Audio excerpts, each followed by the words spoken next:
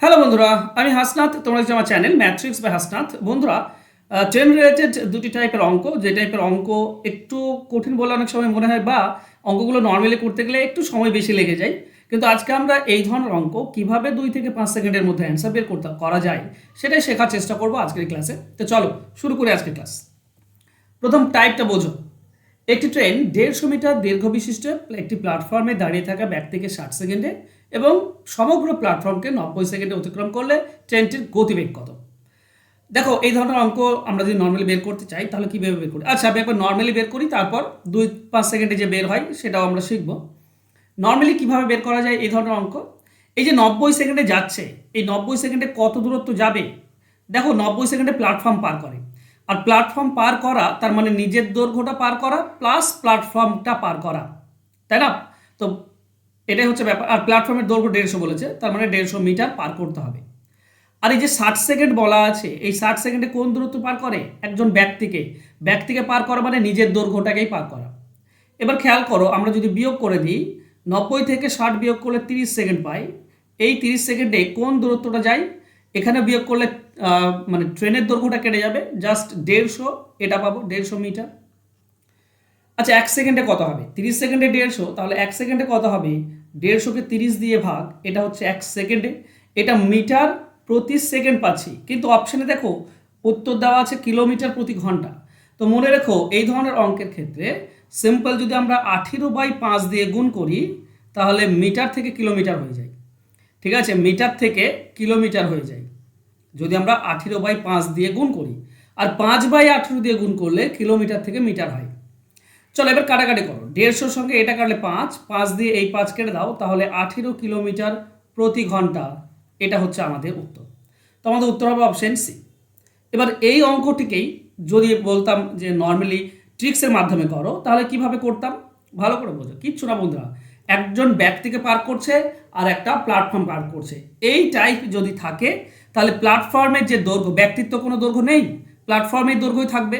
সেই প্ল্যাটফর্মের দৈর্ঘ্যটাকে এই সময় দুটির পার্থক্য দিয়ে ভাগ, মানে 60 এবং 90 এর পার্থক্য 30 হয়, 30 দিয়ে ভাগ করে দাও, তুমি যেটা পাবে সেটা হচ্ছে, সেই গতিবেগটা হচ্ছে মিটার প্রতি সেকেন্ড, 5 মিটার প্রতি সেকেন্ড। কিন্তু হ্যাঁ, এটা মিটার প্রতি সেকেন্ডে আমাকে উত্তর দেওয়া নেই, তো কিচ্ছু না, জাস্ট 18/5 দিয়ে গুণ করলে আমাদের অ্যান্সার হয়ে যাবে। 18/5 দিয়ে গুণ করলে আমরা কিলোমিটার প্রতি ঘন্টা পেয়ে যাই, এটাই হবে আমাদের অ্যান্সার। তো অ্যান্সার হবে অপশন সি। টাইপ বুঝে নিয়েছো? চলো এই ফার্স্ট টাইপের সেকেন্ড কোশ্চেন দেখো। একটি ট্রেন 300 মিটার দীর্ঘ বিশিষ্ট একটি প্ল্যাটফর্মে দাঁড়িয়ে থাকা ব্যক্তিকে 30 সেকেন্ডে আর প্ল্যাটফর্মকে 50 সেকেন্ডে অতিক্রম করে, ট্রেনটির গতিবেগ কত? তো গতিবেগ বের করার নিয়ম হচ্ছে, এখানে একটাই তুমি দৈর্ঘ্য পাবে, সেটা হচ্ছে প্ল্যাটফর্মের দৈর্ঘ্য। সেই প্ল্যাটফর্মের দৈর্ঘ্যটাকে সময় দুটির গতিবেগ পার্থক্য দিয়ে ভাগ, 30 সেকেন্ড আর 50 সেকেন্ড পার্থক্য হচ্ছে 20 সেকেন্ড, 20 দিয়ে ভাগ, যেটা পাবে সেটা হচ্ছে মিটার প্রতি সেকেন্ড। 20 দিয়ে 300 কাটলে কত পাই? 15 মিটার প্রতি সেকেন্ড পাই। কিন্তু এটা আমাদের অপশানে নেই, কিলোমিটার দেওয়া আছে। তো করবে কি, 15 মিটারকে 18/5 দিয়ে গুণ করে দাও, তুমি অ্যান্সার পেয়ে যাবে। কাটলে তুমি পাবে 3, 18 3 54, তাহলে 54 কিলোমিটার প্রতি ঘন্টা, এটাই হচ্ছে উত্তর। তো অ্যান্সার হয়ে যাবে অপশন সি। এখানে মিটার প্রতি সেকেন্ডেও দেওয়া থাকতে পারে, তাহলে তো আর করার দরকার হবে না, কিন্তু কিলোমিটার করতে গেলে 18/5 দিয়ে গুণ করতে হয়। চলো সেকেন্ড টাইপে যাই।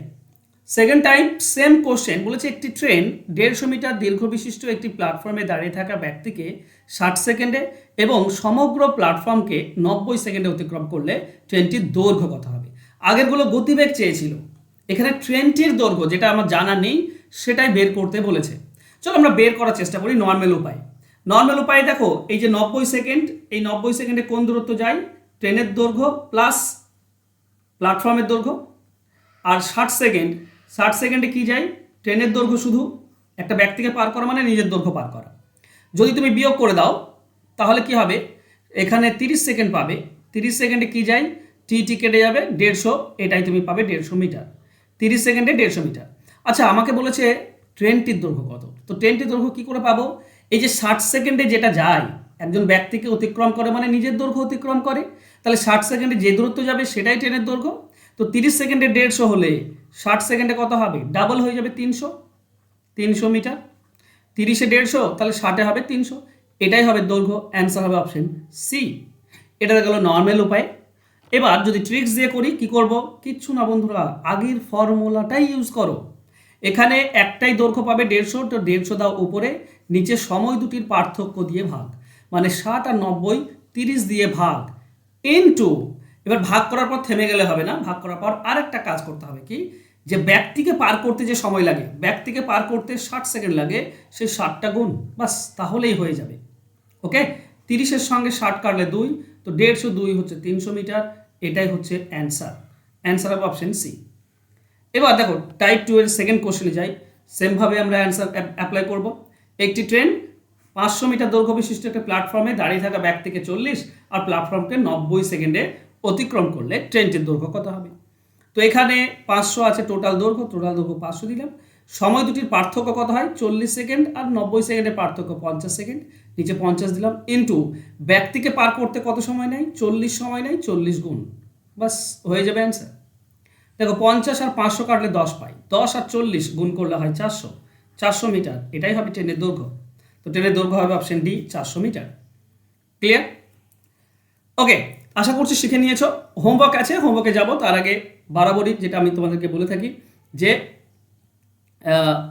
এ দেখো, যদি তুমি WP কেপ এবং ক্লার্কশিপের জন্য প্রিপারেশন নিচ্ছ তাহলে অঙ্কের A to Z পেয়ে যাবে, ফোন নাম্বার আছে, যোগাযোগ করতে পারো। যদি অঙ্কে ভালো ফল করতে চাও তাহলে অঙ্ক শেখো। আর যারা রেলওয়ের জন্য প্রিপারেশন নিচ্ছ, ফর্ম ফিল আপ শুরু হয়েছে, তো রেলওয়ের A to Z খুঁটিনাটি তুমি পেয়ে যাবে, যেখানে previous year plus chapter wise এই দুটোই করানো হচ্ছে রেলওয়ের জন্য। তো ফোন নাম্বার নিচে দেওয়া আছে, যোগাযোগ করে নিও যদি তোমরা রেলওয়ে ব্যাচে অঙ্ক শিখতে চাও। ওকে, চলো হোমওয়ার্কে আসে।